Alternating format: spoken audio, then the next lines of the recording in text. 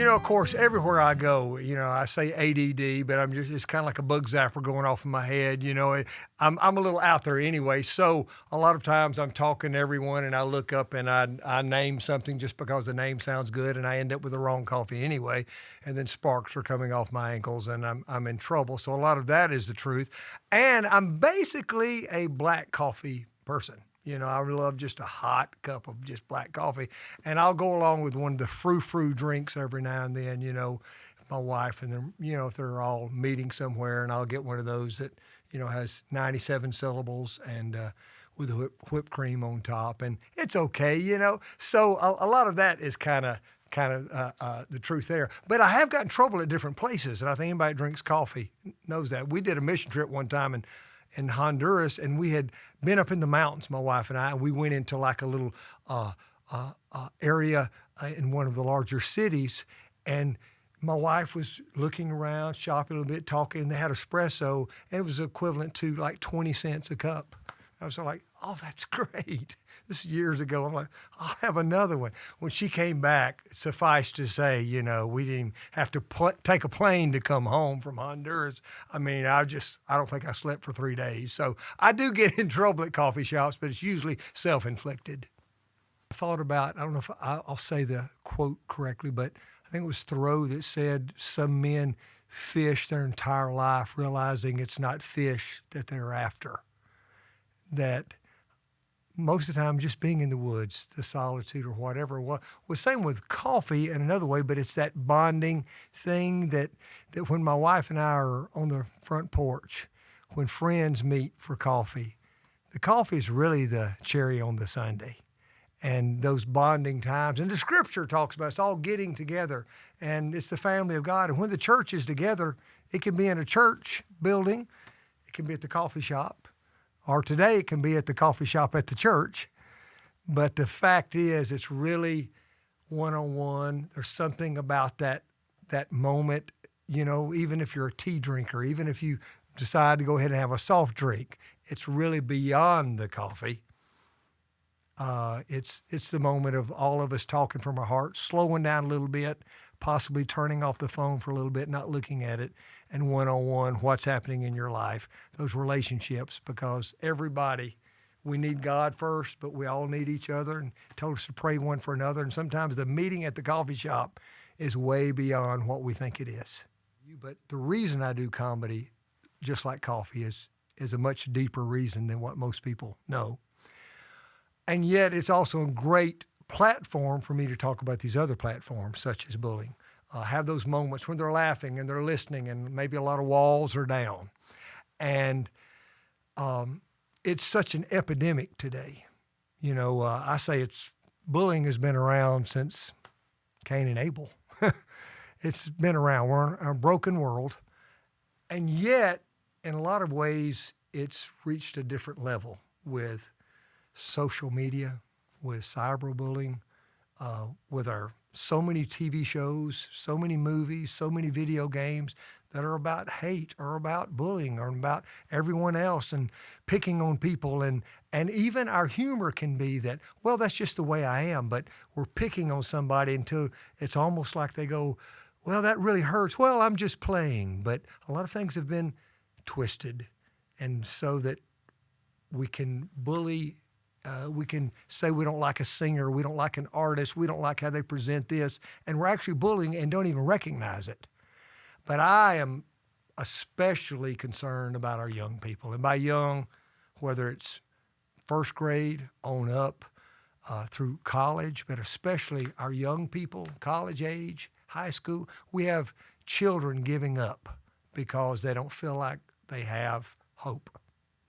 Or they report it and that adult doesn't do anything. So I try to, in this fun story I have about when I was bullied in the 5th grade, and I was learning a karate book, and I know it's hard for everybody to believe with the massive arms I have today, since me and Arnold Schwarzenegger have almost the same size. No, it's like a number 2 pencil, but I was even smaller then.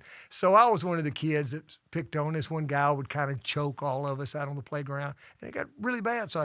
And through the comedy and the story at the end, I can wrap it up and say I went to the teacher and nothing happened. She said, handle it. I couldn't. The boy was much bigger than me. I went to my dad. He tried to give me advice from when he was in the military. Here's how you take out an enemy. I'm like, I don't want to take him out. I want to survive the 5th grade. But in that moment, I can tell parents, grandparents, aunts, and uncles, you need to have this dialogue with your kids, with your family members. Let them know if they've been bullied. Tell me, I'll do something about it. With the young people, I try to tell them, report it right away. If nothing happens, immediately report it to another teacher, report it to the principal, report it to your parent. If you're in church, report it to your pastor. Immediately report it. Don't worry about what anybody else says, because no child should give up on life because someone else is bullying them. God made every young person. If you're watching this, he made you for a special reason, and you're important. And God has never made a mistake, and you are a jewel, and you're precious in God's sight. And so never give up. It's easy for me to talk about what happened to me back then because I survived it. But if you're going through it, you need to report. You need to know that there are adults that love you and will do something to fight for you. As life is this great big journey that we're all going from chapter to chapter and unfolding, and everybody's story is different. Everyone is unique. No two people alike. No matter how close we are, everybody is a unique individual. And so as our stories unfold, we look at things, our perspective constantly changes. As a kid, I would say I started doing humor because I was actually bashful, introverted. And a lot of comedians actually have that quiet side. And you learn in elementary school, you tell a joke, everybody laughs, the pressure's off. You no longer have to really talk or relate. So a lot of comedians were originally very, very quiet or bashful in school. But then you become known as the class clown, which is something we all carry around as a badge of honor later on when we're teenagers. But you're out to make everyone laugh, no matter what you're going through, because we're all going through junk. My favorite bumper sticker I ever saw said, every family's dysfunctional, get over it. We're all going through junk, but we have a Savior who loves us. And if we know him, greater is he that's within us than anything in this world. So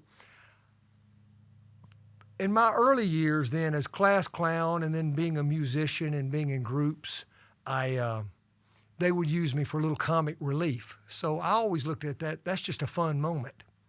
Later on, as I became a full-time comedian using music in my concerts, I even thought of it as, this is the fun. We'll have fun and laugh, knock down some walls, some barriers. A lot of people under stress and hurt. We'll have some fun, and then, boom, we'll get to the meat of the matter. I'll give them the gospel, which is a wonderful thing, I believe, to give someone the gospel.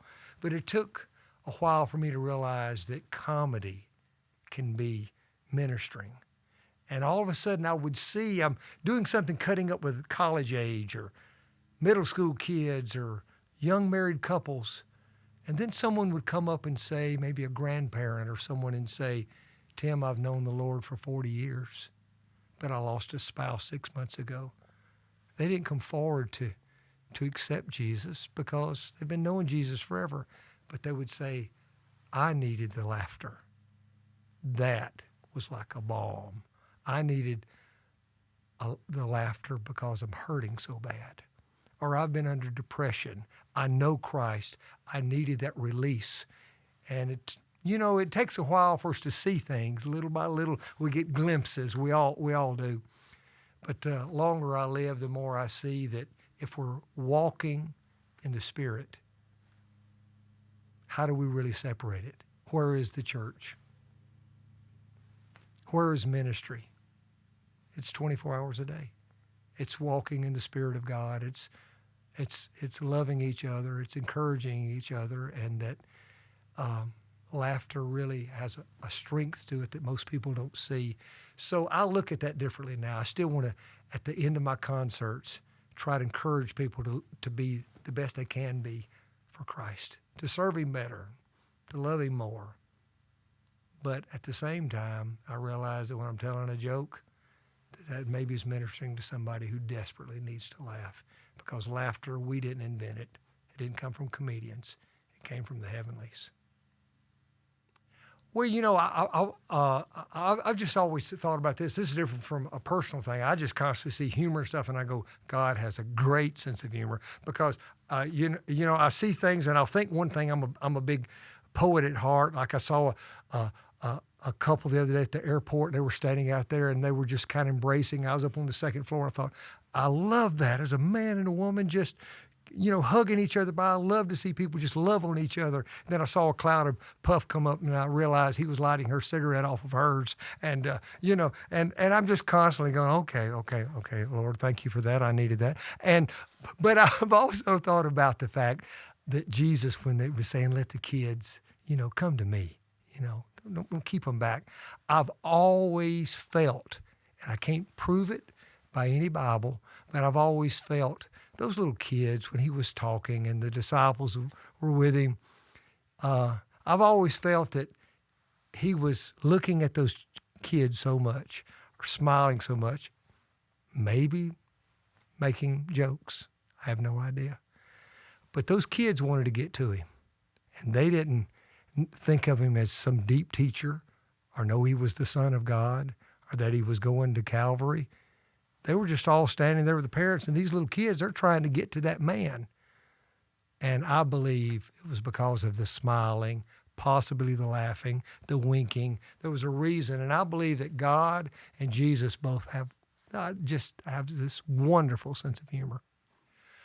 Well, the brand new DVD, it's on Stowtown Records, and we did it live at Lee University, and really excited about it, a whole lot of fun. If you've never seen me in concert before, I really do a mixture of everything. I don't know if it's multiple personality or just the way I'm wired, but so you got some stand-up, a lot of stories. I like to do storytelling, and play a little harmonica on one song called Goodbye Blues, wrote with Tony Wood, and then the coffee song, and then I go to the piano and do some piano styles. Piano's my main instrument, but I love to do some different styles there, and we address the bullying situation, and at the very end of it, do a song called Composer of Life, wrote with Joel Lindsay and Wayne Hahn, and kind of wraps it all up on my journey to learn about all different styles of music. When I met the actual composer of life, the one writing your song and my song, it changed everything. So hope you can pick up a copy, and we have the companion CD that's got extra bonus songs and everything on it. But it's called Living in a Coffee World through Provident and Sony is how it's distributed, or you can get iTunes, and you can go to my website, timlovelace.com, Facebook, Twitter, Instagram, get on there. Don't think about doing it tomorrow. Do it now. Facebook, Instagram, Twitter, jump on there now. And if you don't, just go ahead and jump on Facebook, Twitter, Instagram.